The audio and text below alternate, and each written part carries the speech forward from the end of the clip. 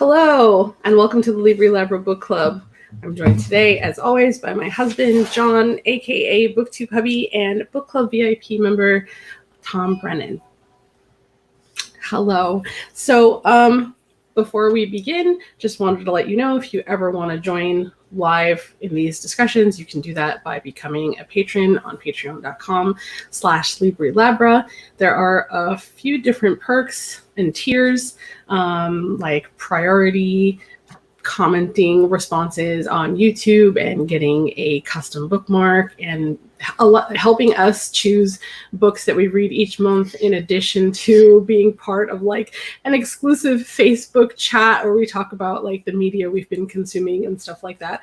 So if that sounds like something you might be interested in, please go check it out at Libri Labra. Sorry. At patreon.com/Libri Labra. And join us. This month, which was May, we decided to read Clara and the Sun by Kazuo Ishiguro. Did I say that right? I would assume, yeah, Kazuo Ishiguro. Okay. And this was this was Tom's. Mm-hmm. Yes, this was Tom's. I was confused. I thought you picked this. And Yeah. I was like, like, do you have discussion questions, John? So he was all prepared, and I just in realized case. it's Tom's. So Tom, what made you select this book? I think was it the case where we had a tie between the three-way tie between books, and it's like I'd be willing to read any of the three. I forget what the other two are, but I've read Ishiguro before. And, okay. Yeah, and well, more on that later. But yeah. Well, he's a Nobel Prize-winning author. How bad could he? No kidding. No, I just heard good things, and like I said, we were committed to doing new releases, and it's like, oh well, this would seem appropriate. So here we are. I voted for it because I had been hearing rumblings about it in BookTube. It was coming up on people's TBRs and stuff like that. So it sounded like it kind of got mixed reviews, but I was still really excited to read it. So just so you guys know, we're going to go over initial thoughts a little bit, and then after that, we'll jump into like spoiler territory. So do you want to start with your initial thoughts? I went into it blind. I mean, because you voted for the Andy Weir book. That's why. Yeah. So I didn't look to see like when it won. I was like, okay, cool. I don't like reading synopses anymore. I really don't. I want to experience the book from the face. Like I don't. It gives me a first impression that I don't need. Mm-hmm. So first thoughts on this one though, it was like halfway through the book I was like, God, this is sad, but it's a great story. But it's just first thought I was going into this going, oh my, I'm not liking where this is going at all. But it's a really good. I liked it. So I don't think it was necessary. It turned out way different than I think I was expecting it to be in my head, because I had read the synopsis and I had been hearing people talk about it. But I felt it was pretty easy to read, and I thought the narrator in the audiobook did an excellent job, especially because even when she was reading as Clara, there was still emotion there, but the contrast between her as Clara and then like her as Josie, worlds apart. And I was just so impressed by that. So I thought the audiobook was incredible. She was definitely a voice actor. Yeah. And the story had me engaged pretty much the entire way through, so I really enjoyed it. I went in thinking it was going to be like some mystic adventure or something, Clara and the Sun. I'm like, right. I'm expecting like a mid-century Asian or something, like some crazy spiritual guide or journey, but it ended up being when you brought up the AF thing, I was like, what? Okay, so and AF is AI friend. Was that an artificial friend? Artificial friend. Okay. AF. The other thing that I was going to say was that there was like a specific part where things started to get creepy, and I really thought it was going to take like an Ex Machina turn, which didn't actually happen, but it just had me on the edge of my seat for a little bit there. Interesting. Tom, what were your initial thoughts? Well, I had seen not necessarily reviews, but I understand some people talk that this is a companion novel to a book of his that I have read, Never Let Me Go. And the books kind of come at us the same idea from very different angles. And if you read that one and this one, they are like worlds apart in terms of tone and color. Like the color palette in Never Let Me Go is shades of gray, whereas this clearly is light and dark, Mm-hmm. So, but I liked it going through it. But I think it got really for whatever reason, things really came together for me at the end.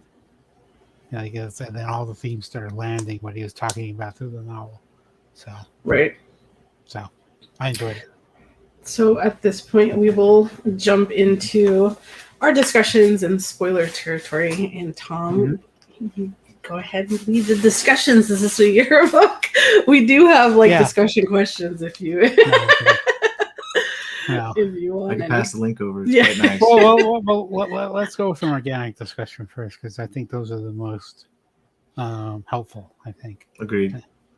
As I was going through it, there was a particular movie series that I could not help but think about without saying and giving it away. Very popular animated series. Which maybe it's not as obvious as I thought it was. Right. An animated series. Yes, an animated movie series. The studio begins with a P. Well, I figured, but yeah. I'm not making any connections. Okay. Well, then we'll leave that for later then. Okay. Okay. So we have Clara. I like how he had the red herring at the beginning of the book where they had that other girl was going to take her. It's like, oh no.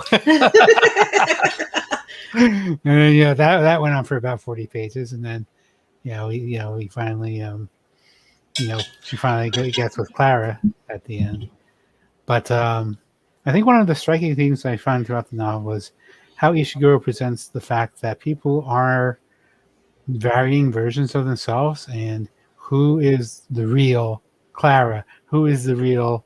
I can't remember what the girl's name is. Josie, yeah. Who's the real Josie? Because she like Clara notices, oh, this is Josie being standoffish or angry. This is her when she's I'm loving Clara and that sort of thing. They're the same people, yet they're different. Right. I mean, our emotions make us I guess a variety of people, sort of.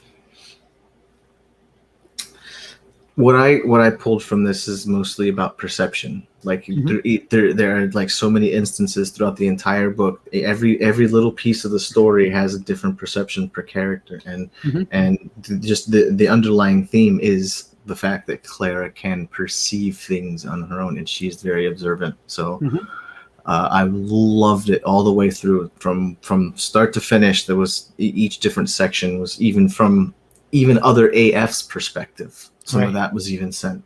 It was good.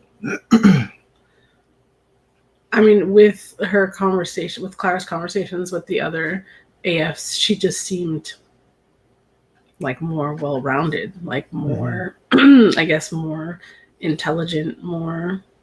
I mean, some of her perceptions were still off, but she still seemed.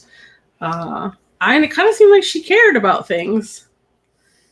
Right, because in order to kind of pick up all these stuff, you have to be aware that it's important. You have to kind of care about it to a degree. And so I thought it was really interesting, the conversation that she had with Rosa about the men, the two taxi drivers or whatever the case was, the men that were fighting, and how Rosa was like, "They're not fighting," and she seemed very oblivious to to what Clara had been picking up on. And who's right? I mean, whose perceptions do you value one more than the other? Somebody else thought they may have something totally different to think. So, I thought that the manager was kind of just setting Clara up for failure. Like, I was worried, like, you know, when Josie came in and started talking to her and was like, oh, you know, you're the one I want. You're the one that I want. And then the manager had to sit her down and be like, yeah, sometimes people say things and they don't follow through and they don't really mean it, or they leave with somebody else. And I'm sure she's had to tell another AF this before. Yeah, I got the impression she was trying to save her from disappointment. Yeah, because kids say a lot of things that they don't mean, or they can't do anything about, and there's Clara waiting. But even that alone, he set up in 2 instances where there was tension, so you could worry about the situation. So it was well done.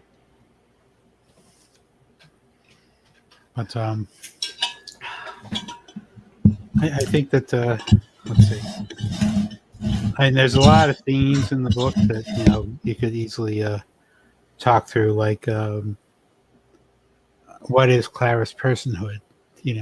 Does she have agency as a person? I mean, does it matter that she's built in a factory when all of her inputs and outputs would make her indistinguishable from being human? At what point does that being organic as opposed to manufactured make a difference? Right. I mean, I feel like that point is whenever they can fool us. Mm-hmm. While I was reading this, I was thinking about, I don't Gamefly anymore. I don't even know if Gamefly is still a thing, but I used to get games from Gamefly, and at one point I had gotten Nintendogs. Oh, okay. And so I had this little husky in Nintendogs that I played with for a really long time, and I feel like I developed a relationship with this husky that by the time I had to return the game, I had a really hard time doing it. It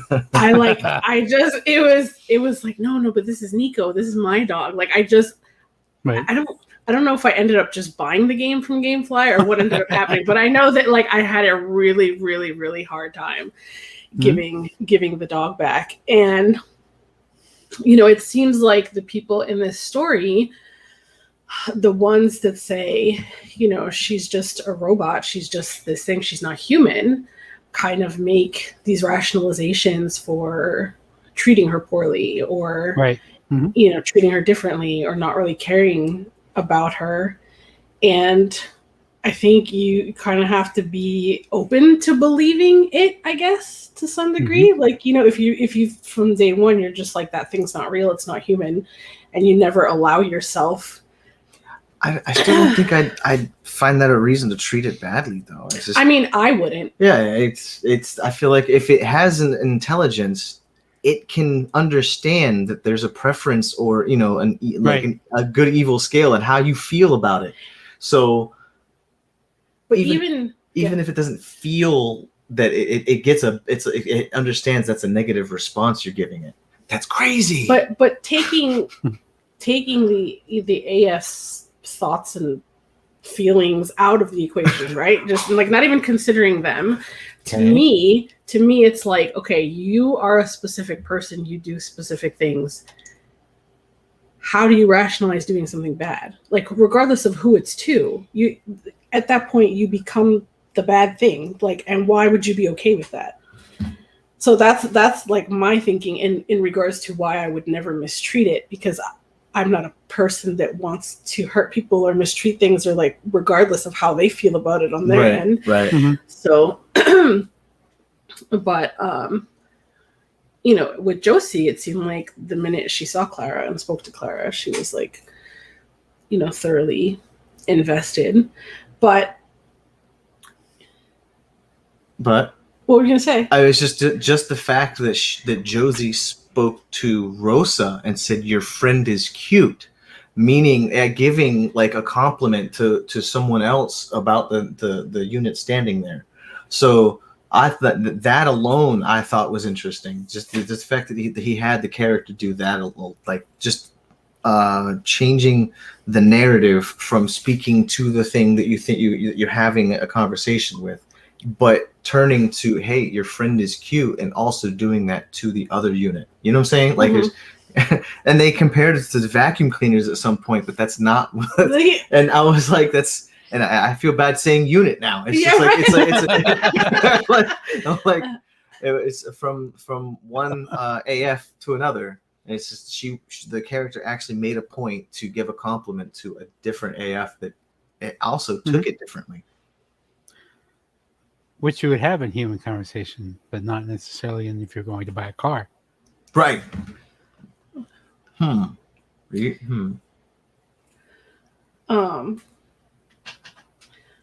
I still think it's about like openness and I guess vulnerability. I don't know. Like I can only imagine what AI is now compared to some of the things, in the past, like the Nintendogs or like Seaman.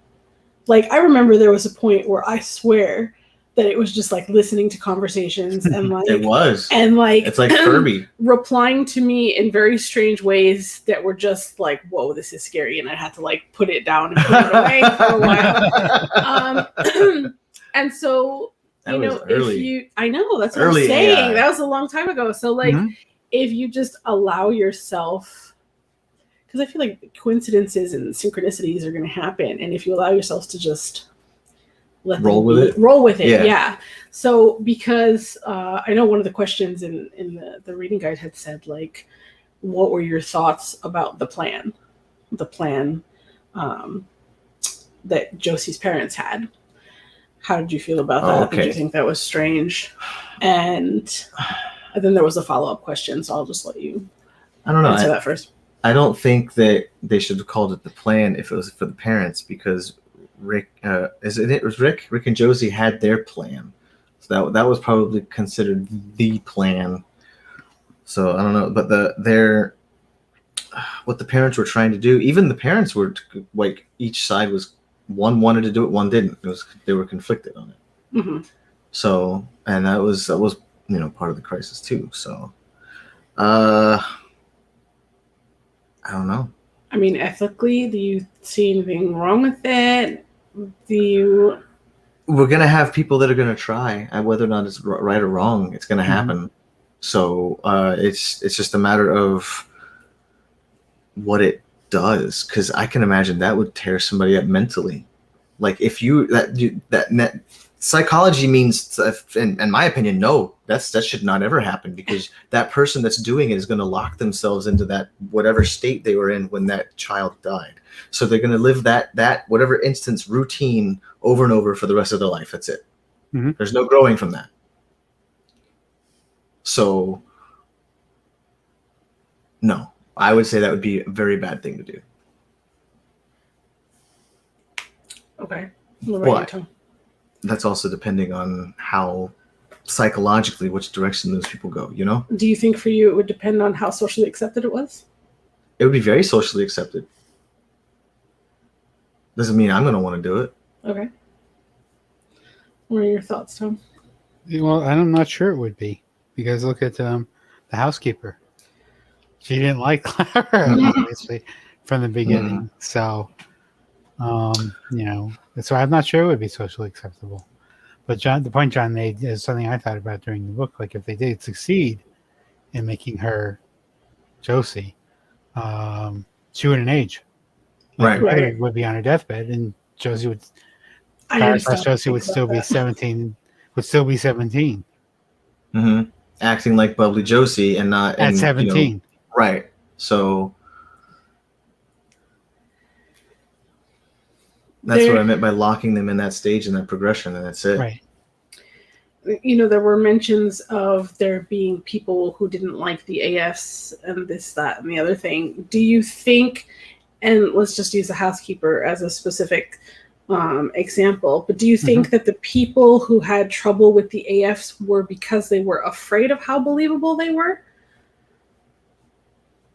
They were, because that's kind of what her dad said, I think. Yeah. So they just didn't want to be around them, didn't want to engage with them because they didn't want to be fooled. They didn't want to be... I mean, I could see part of it being not wanting to be fooled, but then you're doing Josie a misjustice then. Like, that seems like so disrespectful to Josie. I just like to forget about her dying. It's like she never even existed, because now you have this robot that's her. Mhm. Yeah, but I just meant like the AFs in general, not like replacing Josie. Oh, That the people that had problems with the AFs. I mean, I always think that the humans you're always gonna have the people that are against whatever's going on. The other question I think was like, would you do this thing? Would you do what her parents were doing? And do you think it would be believable? Like, would you? I don't know, Tom. How do you feel about all this? I don't have children, so I don't know Right. how much my opinion matters, but or has a horse in the race here. But going back to what I was saying about, does it matter if it's mechanical or biological? Does it matter if Clara evinces all of the behaviors that Josie would have? Does it matter that's Clara being Josie or Josie being Josie? What I was going to say was that, I've lost people, I've lost parents, I've lost siblings, I've lost, people very close to me. But I can only imagine that the loss of a child kind of surpasses like all of that. And I don't know. I don't think I could definitively say I wouldn't try that. Well, I mean, I don't know. Like he set up the character pretty well because she's already gone through one child loss, right. So she's even in the book. I can't do that again. I won't do that. I cannot go through that again. And you can tell that the first time it messed her up, and it's true. If she goes through if she loses another child, her mind will not be able to handle it. Here's the thing that kind of, as a parent made me take pause. It was like, okay, she already lost a child, I assume, to the lifting. That we should discuss that a little bit too.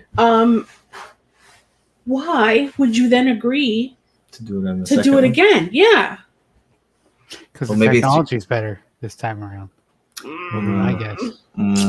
That's a great argument. That's a great argument. It's the kind of thing where, I think it's called the Uncanny Valley, where humans are okay with robots, but the closer they get to humankind, there's a place where they get really, really uncomfortable, where they get really, really close. And that's the Uncanny Valley. And I think that's what was going on maybe with the first time around. Well, it seems like if they were trying to do that with her sister originally, they did bring up, or Capaldi even brought it up, that we're further along this time. That's what I mean. We know more. Yeah. So you're right. So okay. So it's a better replica, is what it is. So they did try it before. Yeah. That's what. Remember when Rick's mom said, "Oh, I saw a girl coming through the bushes." Oh, that was her sister. Like, why would she be trying to get away? Yeah. Oh my god. They tried to break her up. But this is two separate things that we're talking about. Because that's two separate things that we're talking about. I was talking about the process of lifting, which is genetic enhancement. Yeah, genetically enhancing the children, and that's not the same as creating an AI out of them. Well, I think I just put a few things together just there, because it's just the idea that they did try to do it with the sister. They did try to make an AF, and then. He very specifically said she was just a doll. She was just a mourning doll, which people do now. Yeah. We were at like a convention at some point, and there was a whole group of moms that were there. Yeah. With their doll children. I think. I do remember seeing that. I do remember that. That's what. Wow. Yeah, but in the story, it was they tried to wall her sister in at one point, if I recall correctly. And that's what that was to make her. That's what she's trying to make her escape. I don't know what happened to it. The doll. Right. The warning doll. But what I want to know is if she really was trying to get away, or trying, just whatever. You cannot replicate somebody with an AI and then not think that the AI is going to have its own ideas or abilities, or like it's not the same person. They're not going to be happy doing the same thing. Eventually it's going to be a problem there too. Well, the related thing is they mentioned like right at the beginning that they move these things off an assembly line, but there's something about each one that makes it different from the others. Yeah. Which is why we have Rosa and Clara being two totally different personalities and abilities. Somehow, when you turn the power on, Yep, there's a happens. soul. Yep. And I'm wondering if it's not necessarily us, because a lot of people think machines have souls. When you start thinking of something that's actually working and doing something, and then it stops, and it jumps, something's changing. So it's crazy. I don't know. I just lost my train of thought. I'm sorry. I've been. Well, the base theme though is, I think, in Josie's mother's case, is that not only would she lose another child, so she would have no children then, right? And then one of the things in the novel seems to be loneliness, and how do you address that? And the way they're doing that for Josie apparently is with Clara. I assume that was what an AF was for. For a sick ailing child, so that they don't get lonely, because they're going to be in bed a lot or in needing of care, or so. And then you have somebody like Rick who would actually probably benefit one as well, even though he doesn't have a life-threatening thing. You had asked before about them having the conversation about he said, "What you never said. You said you weren't going to get an AF." Yeah, and it sounded like it was out of solidarity, as like, "Hey, I'm not going to need one. I'm not going to get sick," or Or maybe he just thought that he was her companion, so she wouldn't need. Because it's almost feeling like, what do you need?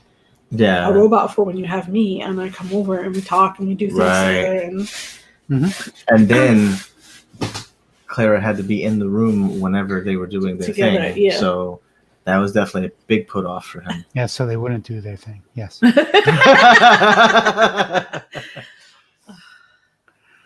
But did you find your train of thought yet? Yes.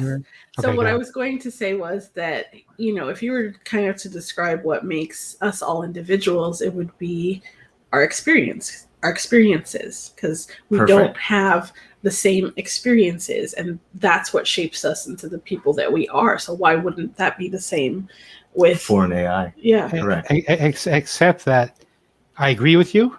You're talking about the transmissions, but what if the receiver was built differently? It's not all what you're. I mean, they would be too, because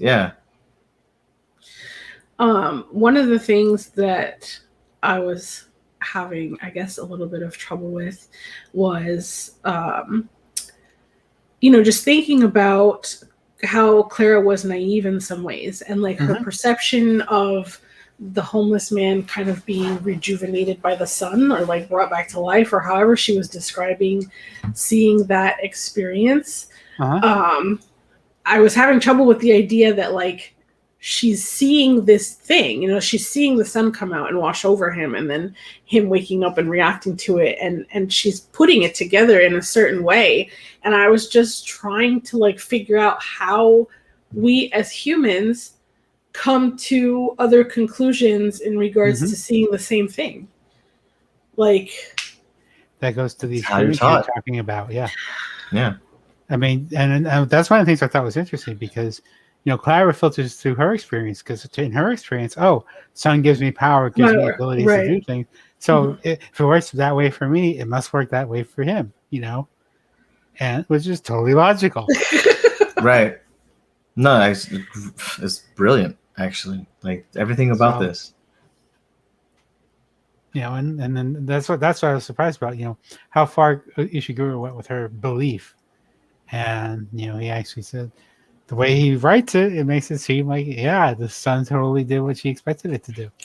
Well, just the idea, the scene of her in the barn, just the fact that she made her thought, that she expressed her thought, and then the scene changed coincidentally. Right. And then so she had this amazing, like, it worked. She had, like, how does a machine gain belief, my friend? They may have had it all along. That's the thing. That's right. It's like it really is. It all does really come down to that experience, because it's just it's crazy. It's just how I was thinking about it, because and then her putting like all the stuff together about doing the pollution bit, like, you know, destroying the machine, like thinking logically where this will come from and what I can do to help. Yeah. So it's given what she knows, that is a totally logical response to the phenomena around her. So it kind of teaches you the childlike innocence that our AIs are going to go through when we have them, if they haven't already.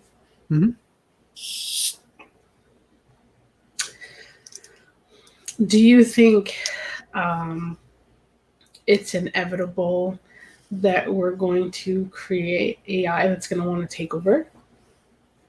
That's going to eventually be aware. I hope we don't see that this generation, but yes. So you think it's inevitable? I really think our imaginations have been telling us what we should be watching out for, but we keep running right towards it. You know, there's yesterday we randomly decided to watch Good Will Hunting. I'm sorry. It was just cool. Remind me to go back. Will you remember? No. Okay, so then go ahead. Okay, yours is Good Will Hunting. Okay. Mine was no.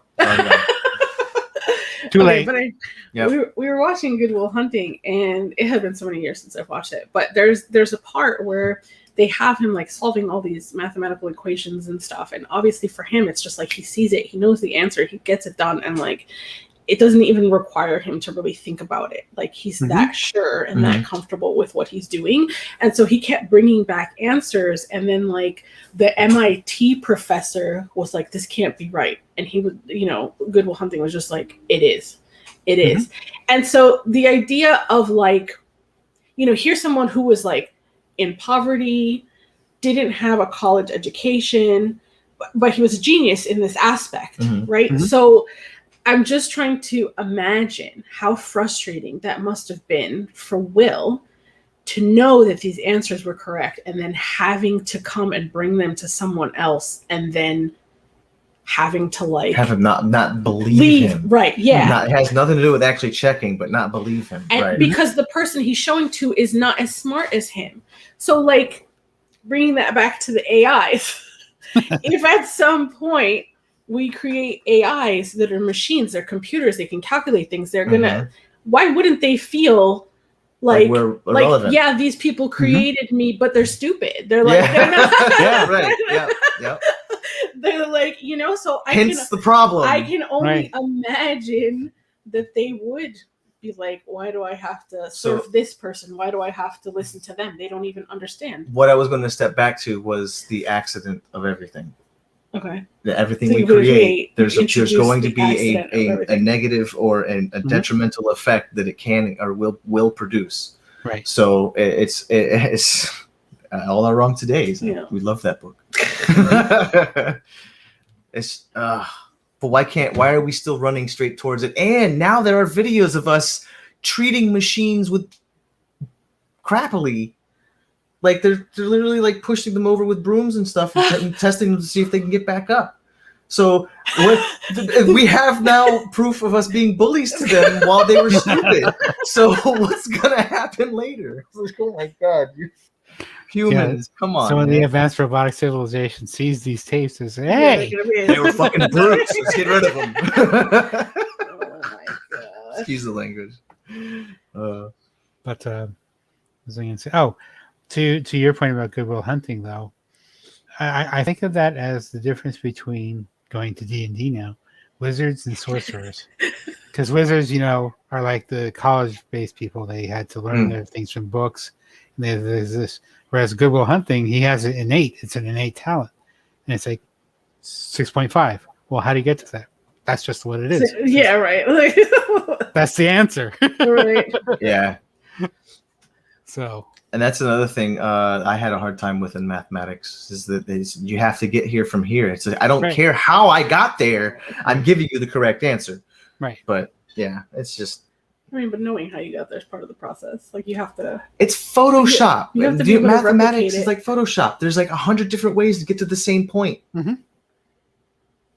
You like I'm saying. I don't like, understand the Photoshop if I give comparison. you Photoshop, you're gonna do something. If I ask you to do something specific, you're gonna do it a different way than the next person would do it. Yeah. Yes. So that's what I'm saying. That's what I'm saying. Mathematics is mathematics. I'm saying Photoshop is actually running off of the same mathematics. But I was just saying, it doesn't matter how you get there. If you can get to the answer, it's correct. It's correct. Jumping to the movie series I was talking about at the beginning, I could not help but think of the Toy Story series all throughout this book. I figured that was the reference. Oh my god, I but never would have like. But Not that I'm saying that there's no connections, but like I was like P animated Pixar. movie series. Like I did it. None of that Yes. clicked at all. Like not even a little bit. Well, yeah, I don't know. especially at the end, like Clara's end game. Would you treat your toys differently if you knew that they can get up and talk and walk around? Yeah, absolutely. Yeah, it seemed like such an awful waste. No, because Clara could help somebody else. Why is she just sitting in the junkyard? Oh my god! Right, I know. Yeah. That was what I said. Like, why wouldn't she go to another household? I didn't don't like the mom. understand. I didn't like the mom at all. But like, I don't think it was necessarily the mom's fault. It sounded like all the AI ended up there. Yeah, Because the That's what they manager was like looking for. Huh.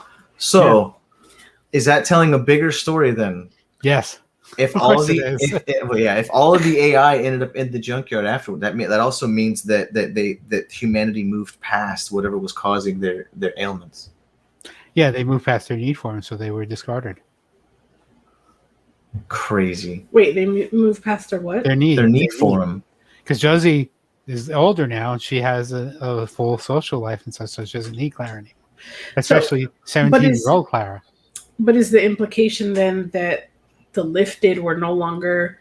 Well, I'm saying dying? that's what I was saying is that the lifted, like whatever they were doing to the children to genetically enhance them to make it smarter or whatever, and the ones that lived or not, like I'm saying if the lifted process didn't change, if they didn't, if they would still need the AIs for at least the next generation behind, whatever the next kids behind them were dealing with. But if they no longer needed, then they were put to the junkyard. So that means the whole lifted state changed. Like the idea that maybe the few generations behind them didn't need them because they weren't getting sick anymore. Mm-hmm. Just wondering if that's what the tale was telling, the fact they were on the junkyard versus just themselves not being needed and being treated like an old vacuum cleaner. Mm-hmm. I feel like they would be more hand-me-down-ish, but I mean, I want to know what her being in the junkyard means. Does that mean they took a whole robot and just sat it on top of a heap, and she's just sitting there chilling, just like watching? That's stuff? what it sounded like, yeah. Or like she was worried they dismantled her. Yeah, they dismantled her somewhere because she said that her memories were weird, that they were overlapping, and that they were combining, and that. She said it wasn't, I don't know what the word she used was. It was like a D word. She said it wasn't this because if I wanted to, I could place them back in the right spots. But like her memories were combining in weird ways. So she would remember a vision, but would remember herself in a different spot than when she actually first saw it. Huh, that's what the boxes were about. When they expressed or explained, she goes, well, I'm seeing her face in these boxes, and outside of that I see what's behind her. And remember each time that she explained that, she said the boxes changed. So is the boxes her vision? Like is her vision like a 8 TV screens? You know what I'm saying? Right. And then she's explaining what's in each box, I mean, to me, it sounded like she got dismantled in some way, so she wasn't like complete. She still had some like cognition, and clearly she was still able to talk because she talked to the manager. But like, oh well, then that makes me think she was still whole because I don't think the manager would talk to a box. I think she would, unless it was a dismantled head. That's crazy. Go ahead, Tom. Sorry. Well, just I mean, the way he described her vision though was interesting because. One of the ways I interpreted it was pixelation, like the image is so thing. But one of the other things that occurred to me is if you recall our time with Cixin Liu, And it's like a third dimensional being looking at a two-dimensional object, like I was seeing all the curious. things at once. Right. So, Like, I can't even think about it. I can't. So, but no, but also too, remember that Clara had that fluid taken out of her to destroy the machine. So that I'm sure is playing a part too. And you're right. There's another TV show, which has an episode about memories and how when they're perfect enough, you can't distinguish them from what, like reality as opposed to, well, there's two of them, but not to get into which one they are, but like you can't distinguish between the memory and what actually, your reality, I suppose, because they're perfect. They're perfect recollections. So, and I think that's what Clara was talking about in her thing, because, and well, she had an example of that in the barn, because she was seeing things, that were meshed together. I see. It's like, well, how? Because when she was talking about this, well, how could so and so be there? Oh, because she's remembering these things, and they are perfect copies. So she can't tell. Maybe she can't tell the difference. Bro.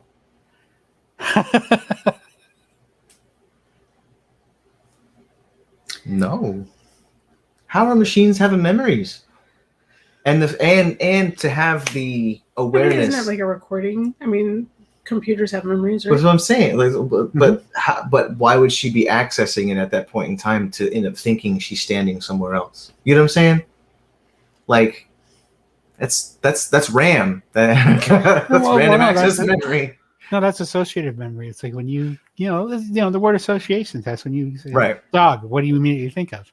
And your brain goes to different things. Oh, I don't know, motorcycle, because you always carried your dog on your that sort of a thing. It's depending on your experience.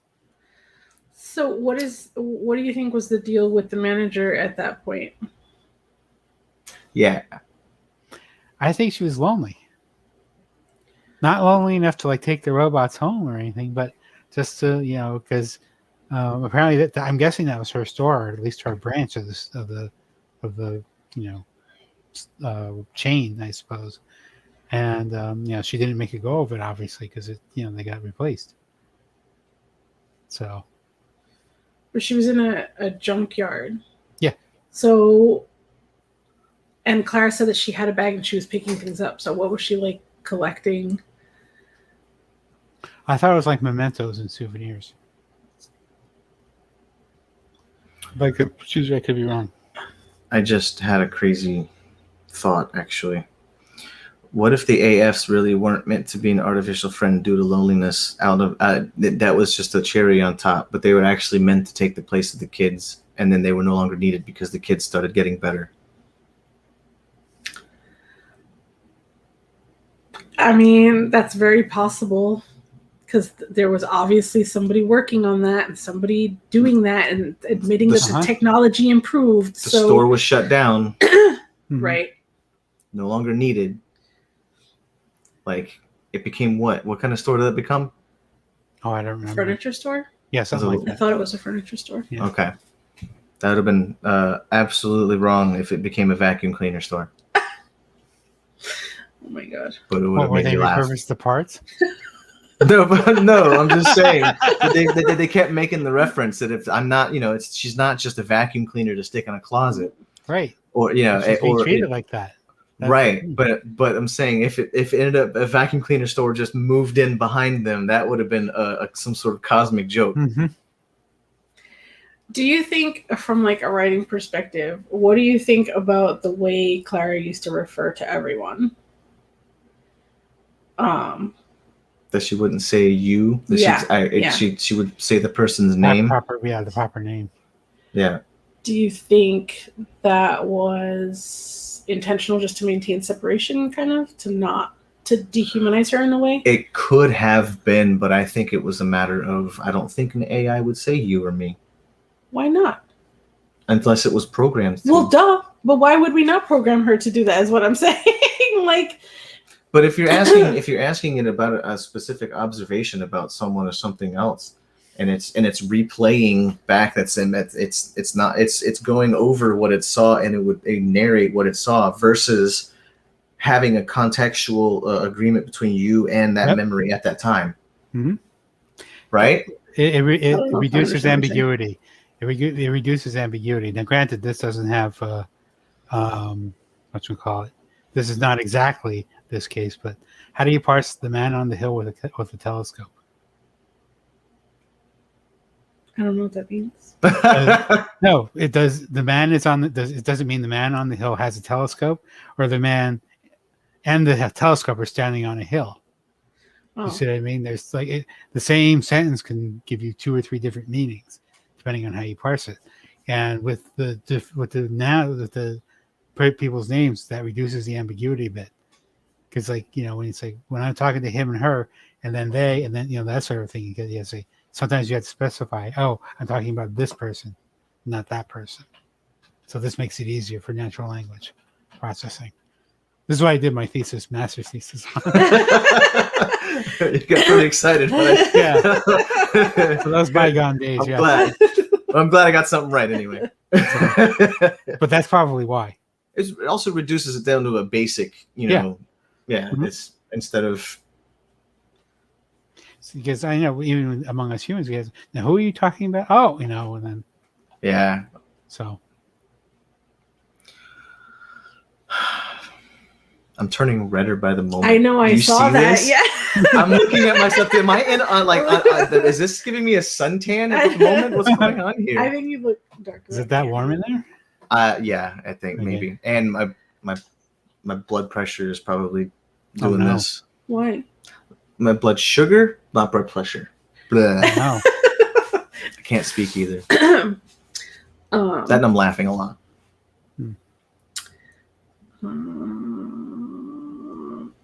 So, just going back to grief, right? Mm-hmm. I think in a state of grief, we might do things we wouldn't think we would normally do, and then maybe you said you'd be stuck in that state, right? With Josie being 17 mm-hmm. forever. Right. Maybe the goal wouldn't be just to have Josie forever. Maybe the goal would just be until you mourn over it. To mourn. Yeah, because you're never really gonna know. You always are going to know that is not the real person that you're missing. That will always be an underlying what? Except if you don't, because there are some people who latch onto it and completely deny that they ever died, right? Yeah. Yeah. That's what I'm talking about, being a little, that seems crazy. Towards your point about love persevering. What? What about persevering? I said, what is grief but love persevering? Why are you sighing at me? Whatever. At any rate. Well, see, that's the reason why I said it was unfair to Josie then, because the love for Josie it's stopped there and started being given to the robot. You know what I'm saying? But robot Josie. But then that means that almost as if the dead Josie never existed. Yes. And that's almost like a complete disrespect. You got to, mm-hmm. If you don't move on, then it's. I see what you're saying, but I don't think I necessarily see it like that. Mm-hmm. Well, everybody has their own beliefs. I know. And that's fine. I'm not saying to change it. No, but I think that goes into, what the novel's trying to talk about. It's when you, like Desirai just said, if you do things when you're grieving that you wouldn't do normally. Right. And so which is the true person there? Is it the grieving person? Yes, at that particular time it is, but over the course of their life, no, it's not. So that's the fascinating thing in personhood. The other thing, just to dovetail on what John said, I think it was about when you create something, you destroy something. I think the example that we talked about was a perfect example. You create this copy of Josie, you take a little bit away from the memory of the real Josie. Or to Desirai's point about the lifting, yes, you create a process of lifting, but some people won't work for it, and it will destroy them, And the caste system now you apparently have now. So, but then he also throws in the proof of the child not needing the lifting. So Rick did not need to be lifted to be as smart, as intelligent as he is. Right. So, and he still ends up in that caliber and able to do the things that Josie is able to do. Mm-hmm. So it was that also their proof of why they don't need the AFs anymore. They just stopped lifting the kids, or is that's what I was kind of thinking. Because this is what I'm thinking. That this guy wrote so much into this and then left it so open at the same time, and it's crazy. It's crazy. Well, I'm not sure that the AFs weren't necessarily needed. It's just that the AFs we were familiar with. Oh, okay, right, all right. So it was just showing the idea how we treat the machines. Yeah, how we treat. Yeah, yes. Right. Like they're treated as tools. I mean, it was interesting that he had, them on a farm, because I know farmers look at animals differently from the way other people do, in the sense that, well, they're animals, they're here for us to eat and do whatever to, whereas somebody who isn't in that life doesn't see it that way. Do you think that maybe the AFs being relinquished was a privacy concern?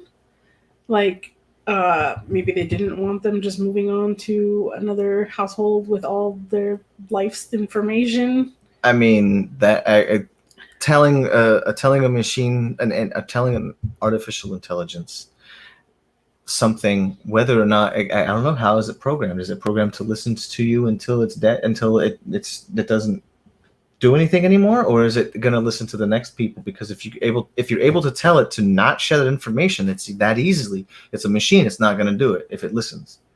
But I'm saying, like, throwing it away, I think that was actually a matter of him speaking out about how we do treat our machines. Yeah, that's kind of how I was just feeling about it, and that to me, like, says more about, like, the human AF war that was kind of going on in the background. Right. One thing we didn't cover was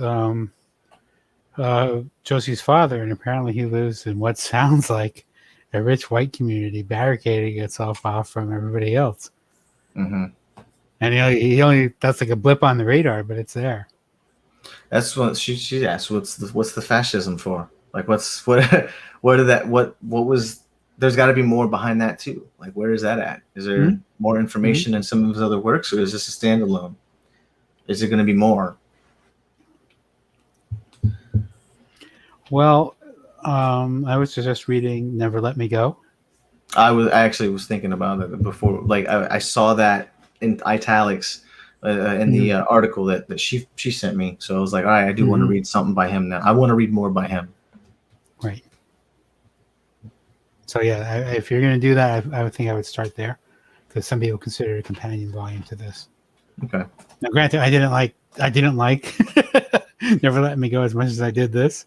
So if you don't like it, just saying. But I may revisit it now that I've read Clara. So, but it's essentially, well, it's the topics are kind of related, but he approaches them in very different ways. I'll just say that. So. It sounds like this guy has an apt for perception, like he in a way to have to be able to look at things different ways, and I like that. I like being able to see things from different perspectives. Well, most authors do. They write what they know, and then it's like, well, I see this, and I read it, and that's a lot of what you're paying for, is the author's experience. So. But, are we ready for final thoughts, or is there anything else either of you want to touch on?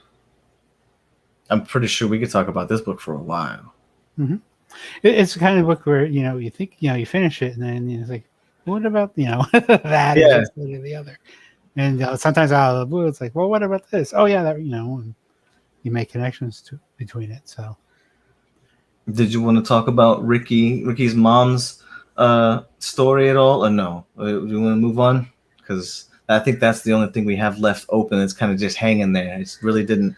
I felt it wasn't too necessary, but it also actually did jump into three different perceptions of the story too. I don't know. I didn't feel like I understood the whole thing. Okay. I mean, not that we can't talk about it. I'm just saying I didn't really understand why that was put in there. I think it has it was trying to close the gap between the caste systems. It was the idea that Ricky was good enough to be and do this thing, but he still needed some sort of special treatment to even get looked at. Mm-hmm. And that was sad. But then he even brought it up. He goes, "Are you asking for special treatment?" And she says, "Yes." And he goes, "Ugh, this is where you should have said no." And then, yeah, it's like, "Are you trying to bribe me?" Yes. Well, you know. So now it's out in the open. I can't, Right. But we don't ever get the answers as to whether or not he was helped, do we? No, it didn't sound like it. I don't think it was ever clear. He shot it down because of what the situation turned into. He was upset about it. Thanks, Mom. But I don't know. I think there was more to it that I saw too. What's that? As much as he shelters his mother, he seems to want to be with her in the sense that so she wouldn't be alone, it seems. Because he doesn't want to go off to school, and whether that plays into, his not being lifted or not, but, he does seem to care about her, even though he does try to shelter, like keep everybody away from her that he can. I think she's given him a false impression that she is that fragile. She's not. She's doing it to keep him around. It's a manipulation tactic on her part, and it's no, but she wants him to go away, though. I mean, well, that's not how she's acting, though. Okay, all right. I think she wants him to be successful. I mean, she chose not to have him lifted. Mm-hmm. And she still wants the best for him. There's more to that character that I'm not seeing, because I want to know why she's up front and that she just wants to tell everybody her business. She wants to tell everybody, like, some people are like that. Like, but I'm saying, but what are the reasons that are supposed to be playing into why she's pushing Rick to go, but she knows he wants to stay, or she secretly wants him to stay. She's just playing him. She outwardly open to the fact that she wants him to go out, but she truly, that's not what the case is. But all of that is just so much of it plays into the cast that I feel like there's so much dysfunction in that sort of situation when you don't have money, when you don't have resources, like you're forced to deal with certain things and you cope differently. So those coping mechanisms fall into like whatever your dysfunctions are. Yep.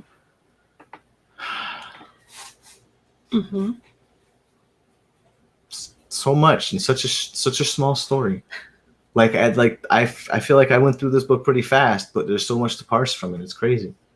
I think prior to starting the discussion, I wasn't sure what I was going to give it, and I was just like thinking that a lot of times I'll give books a lower rating if it's not something I will ever think about again, and if it's not something that I'll recommend to people, because I feel like those are the two things that for me really shout like this was a great book, that I'll think about it again, or I'm thinking about it after I've read it, or that I recommend it to people. And I wasn't immediately sure, but I do think this is something that I'll think about more often. That I'll think about. I've been thinking about it with the current book that I'm reading. If you've seen it on my Goodreads, you'll know what No, I didn't. What are you reading right now? Thunderhead. Okay. See what I did there? Okay.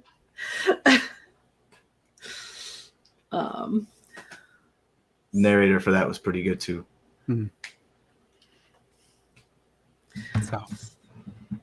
So final thoughts? That's what you started. Good. What were you going to give it before going into it? This whole conversation. Like, okay. That's the result of this. It's like we just took a right turn somewhere. I wasn't sure if it was going to be a 3 or not, but like I think part of that was because so many people, like I heard a lot of people give it bad reviews. Like I think somebody was in a chat in a live show I was in, they said they were going to give it a 1 star. And I was like, whoa, that was before I read it. But no, I think I'm going to give it a 4. I think But what 4 feels were good. you going to give it? I said 3. Oh, okay. I didn't hear that part. But Okay. but then I'm like, no, I think I'm going to think about this. Like, things are going to come up in life that's going to make me think After you about talk this. to Tom. And then, no, but like what I was explaining to you before about that perception thing, Mhm. just like seeing Mhm. truth but perceiving it in a different way, I think is something I'm going to think about for a long time. But the idea of seeing something that it can't even be considered that for us, we know logically it's not truth, but they took it as it, and it became a belief at some point. Mhm. So that's where the gray area comes in right there. But To quote from Jesus Christ Superstar, but what is truth? Or mine the same as is mine the same as yours? You know. nope, So not always. I'll give it 4 stars. I enjoyed it, and I am definitely open to reading more of Ishiguro's work. Okay. When we're not on the new release kick, we can probably throw it in the list. Mhm. I also am giving it 4 stars. And it's very close to a 5-star because I don't know. I will. Yeah, we'll go ahead and bing right up to it. It's 5-star for me. It's a good one. It's one of those that I will probably read multiple times to parse more information from it because there's more. There's so much more that the author is saying than what's on the surface. Right. With such and being told in such a simple manner too. Mhm. Like He just crazy. lays the table out and say, "You go for it." Eat Yeah, what you want. it kind of is. It's like here's the buffet, but you'll be Yeah. surprised when you get to the end. Yeah. Which is Come what back, happened it will to me. surprise Yeah. you again. Yeah. That's something different. Yeah. Because the first time around you're reading for plot, then once the plot's done, now you can go in and appreciate, the structure and everything else. But when I was reading it, I was solidly a 3, and then like toward the end, it just got better and better and better for me. And then, I ended up with a 4.5, but I could not give it a 5, but like only by like that much. So I would give it a 4. So very good book. I was hunting for something I didn't like about it, so that's the reason why I was like, why would I not give it a 5? I don't find anything that I don't like. So what was it that didn't quite do it for you? If I felt the same way at the end of the novel they did at the beginning, then I would give it a 5. Ah, okay, that makes sense. It was just like me, like the last quarter of the book where everything started to fall into place. Now, if I read it again, knowing everything I knew now about the plot, and I would give it a 5 because now my understanding is more. So That makes sense. Yeah. All right. What's next? So next. Oh wait. No, go ahead. Next, as in our book for June, is Ariadne by Jennifer Saint. I was like, where's the author name? And I'll just read the synopsis because sometimes I have trouble summarizing. Ariadne, princess of Crete, grows up greeting the dawn from her beautiful dancing floor and listening to her nursemaid stories of gods and heroes. But beneath her golden palace echo the ever-present hoofbeats of her brother, the Minotaur, a monster who demands blood sacrifice.